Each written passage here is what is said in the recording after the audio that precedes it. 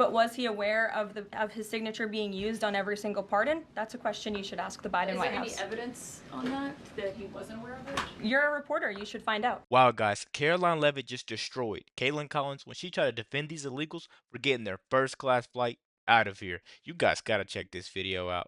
Jennifer. What criteria, though, other than, say, tattoos or maybe being in the wrong place at the wrong time, are they using to determine that someone is actually a member of one of these organizations? Intelligence and the men and women on the ground in the interior of our country who are finally being allowed to do their jobs. Their hands were tied under the previous administration, and as I said, they take their jobs very seriously. They should be trusted and respected by the American public with this operation. And of course, as I said to Kelly, the administration will provide all details to the questions that the court poses. Jennifer. One more follow-up on that. Can you say how much the U.S. is paying El Salvador to imprison these Venezuelans? And then a different question on Russia. I was wondering if you could give us an update on the ceasefire negotiations, and is there anything you can share on the list that Putin passed along to President Trump for the things he's requesting? Sure. To your first question, it was approximately $6 million to El Salvador for the detention of these foreign terrorists. And I would point out that is pennies on the dollar in comparison to the cost of life and the cost it would impose on the American taxpayer to house these terrorists in maximum security prisons here in the United States of America. And I would echo the message of our Secretary of State, Marco Rubio, who expressed his gratitude to President Bukele and El Salvador's government for their cooperation in this deal. As for Russia, as you know, the president announced last night on Air Force One on his return from his very busy weekend in Florida that he will be speaking to President Putin tomorrow. I won't get ahead of those negotiations, but I can say we are on the 10th yard line of peace, and we've never been closer to a peace deal than we are in this moment. And the president, as you know, is determined to get one done. Just a pleasant person to see and listen to. Karoline Leavitt's communication is just unwavering. You know, she has so much enthusiasm in her voice when she speaks, so you know she knows what she's talking about. Let's keep going, guys. Sure, Caitlin. I have two questions for you. One on the flights, but first on the president's post overnight, saying that the pardons that were issued by President Biden preemptively to members of the January 6th committee, that they're now null and void. Have attorneys here at the White House told President Trump that he has the legal authority to undo a pardon simply because it was signed by auto pen, as he said? The president was begging the question that I think a lot of journalists in this room should be asking about whether or not the former president of the United States, who I think we can all finally agree was cognitively impaired. I know it took people some time to finally admit that, but we all know that to be true, as evidenced by his disastrous debate performance against President Trump during the campaign. I digress on that. But the president was raising the point that did the president even know about these pardons? Was his legal signature used without his consent or knowledge? And that's not just the president or me raising those questions, Caitlin. According to the New York Post, there are Biden officials from the previous White House who raised those questions and wondered if the president was even consulted about his legally binding signature being signed onto documents. And so I think it's a question that everybody in this room should be looking into, because certainly that would... That's definitely true, guys. That's something we have to look into because Biden was obviously not all the way there in the head. You know, when he did these pardons, there were murderers, people that took advantage of children on this list, people that used lawfare to go against Trump. There's been so much stuff about these pardons. I don't think he signed it. You know, I don't even think a signature matters, you know, at that point, because come on, man. You know how dirty these people are, and they're just trying to save their own butt. Let's keep going, man.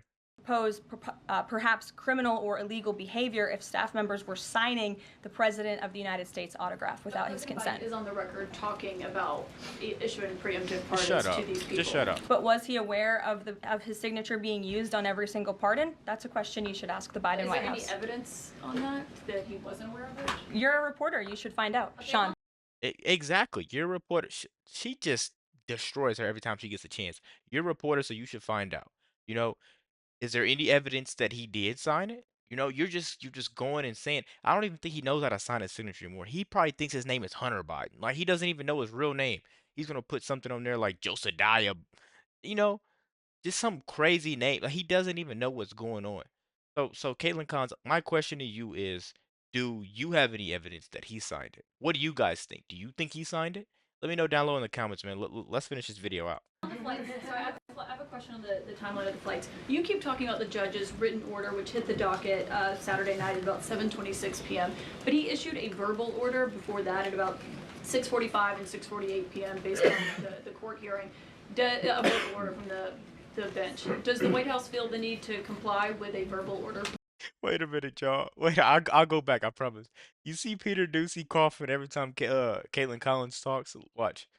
So I have a question on the Watch. timeline of the flights. You keep talking about the judge's written order, which hit the docket Saturday night at about 7:26 p.m., Right.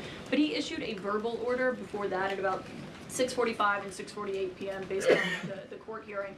A verbal order from the bench. Does the White House feel the need to comply with a verbal order from this judge? Again, as I said, all of the planes subject to the written order of this judge departed U.S. soil, U.S. territory before the judge's written order. But what about the verbal order, which of course carries the same legal weight as a written order, and said for the planes to turn around if they were Well, in the air? there's actually questions about whether a verbal order carries the same weight as a legal order, as a written order, and our lawyers are determined to ask and answer those questions in court. Sean. He just destroys her for fun. She's simply just looking over. Sean, your turn. Caitlin Collins. I have one more. I have one more. She's just. I don't even know if Caitlin Collins love her job anymore, because you can't sit there and call this reporting. You can't. You literally can't sit there and call this reporting. How about ask Trump about something that's upcoming, something positive for once? I don't know why she just goes on here and acts a fool. Just keep watching, guys. Hey, so on Friday, the president suggested at length that it should be illegal to criticize judges, but he has repeatedly criticized judges who rule against him, and Elon Musk is calling for impeachment of judges who have opposed the administration. So how are those two things not in conflict? I have not heard the president talk about impeaching judges. I know you mentioned Mr. Musk's tweet, but I have not heard the president of the United States ask that. Mary. Hey, thanks, Caroline. I wanted to ask about this video I saw this morning set to the tune of, I believe, Closing Time, about deportations of illegal migrants. What's the strategy behind the White House's videos they've been putting out on this, and can you kind of talk us through the thinking on these videos? Sure. I think the White House and our entire government clearly is leaning into the message of this president. And we are unafraid to double down and to take responsibility and ownership of the serious decisions that are being made. The president was elected with an overwhelming mandate to launch the largest mass deportation campaign in American history, and that's exactly what he is doing. And to this very day, we are now, I think, 56 or 7 days into the administration by my count. The president still receives an overwhelming public support for the policies that he is enacting. So we are unafraid to message effectively what the president is doing on a daily basis to make our communities safer. And the specific video you referenced, I think it sums up our immigration policy pretty well. You don't have to go home, but you can't stay here. Go ahead. That's what I used to tell my friends, man. It'll be like 9 p.m., a Saturday. I just want to play the game, and relax. I always tell them, you don't got to go home, but you sure do got to get the F up out of here, because some people don't know that they either overstayed their welcome, they either broke the law to get there. It's just one of the either, one or the other. Caroline, I have two questions. First, will President Trump put sanctions on Russia if the talks on Tuesday don't go as hoped? And secondly, have any illegal immigrants self-deported through CBP home yet?